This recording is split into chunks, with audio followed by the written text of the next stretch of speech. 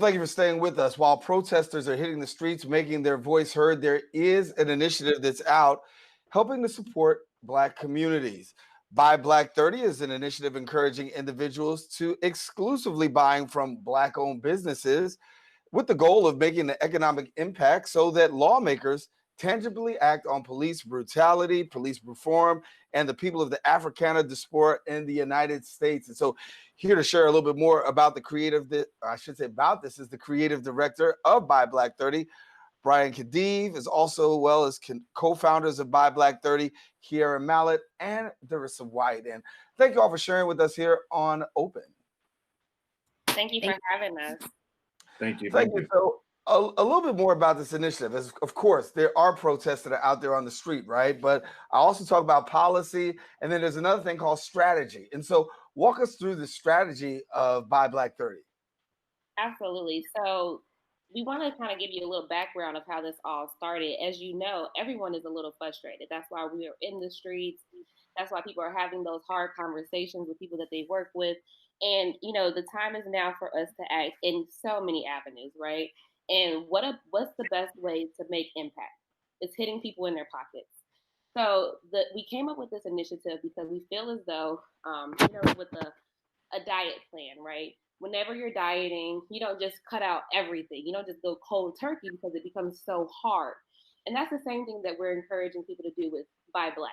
So we're not saying drop everything you're doing now and Buy Black. We created phases, and actually we're in part 2 of our phases. So, and Dorissa can go into a little bit more information about the phases, but I did want to give you a little bit more background as to why we came up with the phases, because we wanted to encourage people that, hey, this is something that we can do, and here's a plan, now let's do it together, okay? Mm-hmm. And Dorissa, a little bit more, because when we talk about these phases, right, there's a rollout, and you're not asking everybody to do it all at once, but you are asking. So walk through a little bit about what you're asking. Definitely. Now, when you look at something like the Montgomery bus boycott, the bus companies in Montgomery, Alabama lost 65% of their annual revenue, right? Now, when you think about your paycheck, think about somebody taking 65% out of your paycheck. That's going to cause you to stand up. That's going to cause you to say, hey, no, we need to think about this. So when we came up with this, we came up with 4 initial phases. This is an evergreen challenge. You can do this at any year, any month, any week. So phase 1 is cutting out non-Black owned restaurants and eateries. This is also followed by cutting out non-Black owned grocery stores. Now, a lot of people are like, where can I find grocery stores? Right. Because we don't own a lot of Black owned grocery stores at all. We're asking people to shop at minority-owned grocery stores. So if that's shopping Muslim, if that's shopping Latin-owned, shop those grocery stores. Utilize those. We want to go where we're celebrated and not where we're tolerated. Mm-hmm. So important. Okay, keep going.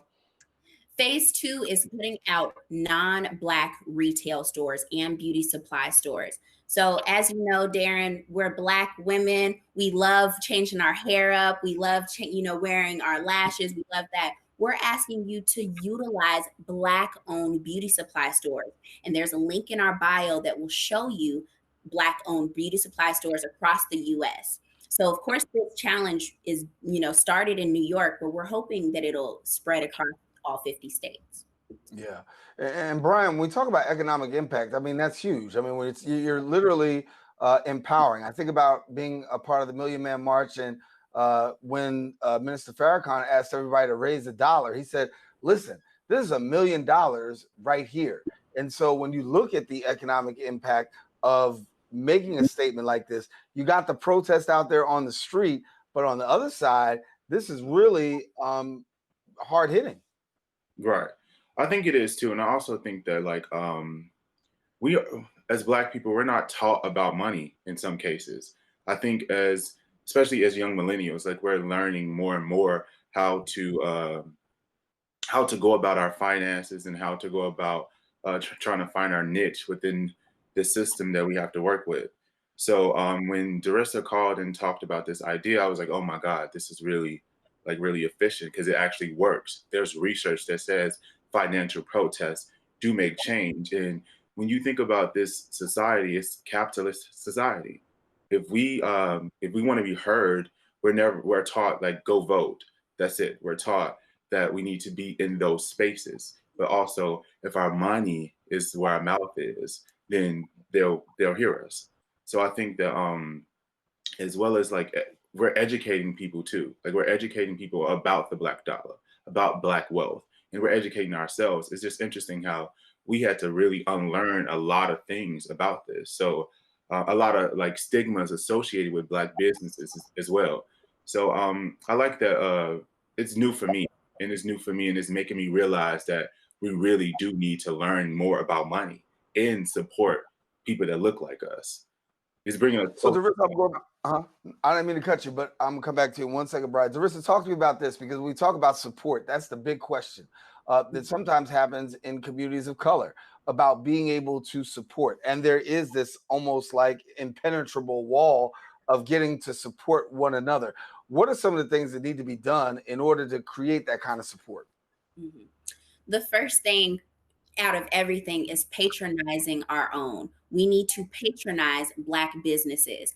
And a lot of people have these stigmas. What Bryan was talking about Black businesses is that, oh, they're unprofessional. Oh, they're understaffed. Oh, they're this. Oh, they're that. But the thing is, once we start patronizing these Black businesses, they can get the support they need to become staffed, to become funded, to really penetrate our community. We want these businesses to expand, but it starts with us. We need to support them so they can. Yeah. So when we talk about this, I mean, obviously great work that's going on. How do people get connected to Buy Black 30? We want you to reach out to us via DM. We have an email. It's info@buyblack30.com. But the best way is to reach out via social media.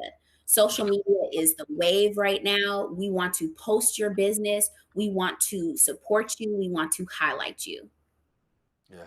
Kierra, give me a little bit about what you're seeing out on the street today. I mean, obviously protests continue to go across the United States. We're coming off a weekend of massive protests.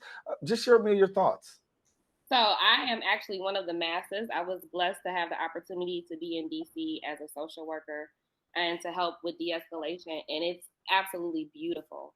The camaraderie with everybody and just the arts coming together, people playing instruments, being on the streets, doing chalk, writing affirmations. It's just, the community is really coming together, all communities. And it's such a powerful time too, because it's everyone is thinking this, oh, let's buy Black, let's support Black. So it's so great to have this smooth transition. Well, hey, I have this resource where you can help locate Black businesses if you're struggling, because let's be honest, it is a struggle to locate some of these entities. And so that's, people get so frustrated. It's like, oh, well, I'll just go to Target. It's right here. It's convenient. And so, while the protest is happening on the streets, it's happening in the pocketbooks as well. It's happening in the education system. It's happening in the police system. And so, we all are like, Dorissa said it best, there's like a whole bunch of little fires here and there, right? And Right. if I'm trying to put out a fire here and you're trying to put out a fire here, we need to come together and put all the fires out. Yeah. I'm gonna strike another fire, Bryan. I'm coming to you on the issue of mental health. I mean, obviously for us in our community, we've got a lot to deal with in the issue of racism. And hey, let's not forget about COVID-19, right? When we talk about COVID-19, disproportionately communities of color are the ones that are adversely affected. We're looking at possibly a lot of PTSD. I don't think anybody's really looked in depth. Well, I do think people are, but I think we're not really paying sufficient attention to the mental health component of what we're facing in our communities of color. I'll say I disagree because I actually work in the field. I'm gonna say I disagree because I think that the field is extremely dominated by our counterparts like white Americans, and white women usually dominate the field of mental health. They are the therapists, they're the psychiatrists, and things of that nature. But there are Black clinicians out there. Me and Kierra are two of them right now, on this meeting. There are a lot of Black clinicians. There's a lot of Black psychologists. You can actually Google Black female therapists, Black you know, there's groups like Black social workers. There's a lot of Black people that actually contribute to the field. But I do agree with the fact that overall, mental health is an issue right now. Like a lot of people are stressed out, and not just people of color as well. Like Black people are really stressed out and dealing with a lot of emotional, you know, I don't want to say baggage, but a lot of emotional stressors right now. And I think the best thing what we can do is have these conversations, or have in all settings, have these conversations in our intimate relationships, have these conversations in our employment spaces, have these conversations with our therapists. Black people do go to therapy. A lot of millennials go to therapy. All of us right now have therapists. Literally every last one of us on this have a therapist. I have a therapist, Dorissa and Kierra. We all have a therapist. So I think that millennials are changing the conversation about how important therapy is, and the fact that therapy actually works. And it could look like sitting in a room with someone, and it could also be playing basketball with your therapist, or taking a walk with your therapist, or taking a walk with your friends. I think that we have the knowledge. We're just figuring out the know-how to really impact our communities. Yeah. So I mean, part of what I was saying was about the awareness issue. I know that we have a lot of clinicians out there, but I'm saying in a greater scope, do you feel that people are aware of what potentially will fall out after this by way of COVID, by way of also what we're seeing with George Floyd and all of that? Because it's a lot that people are going to have to unpack in the time to come. Yeah, I don't think people are aware. So I do agree with that. We don't know what will come until we're there. But I do think people are offering free services, mental health services. So clinicians are making those changes now in order to really support the people. There's like most counties or most cities have 24-hour hotlines where you can call of any ages to get services.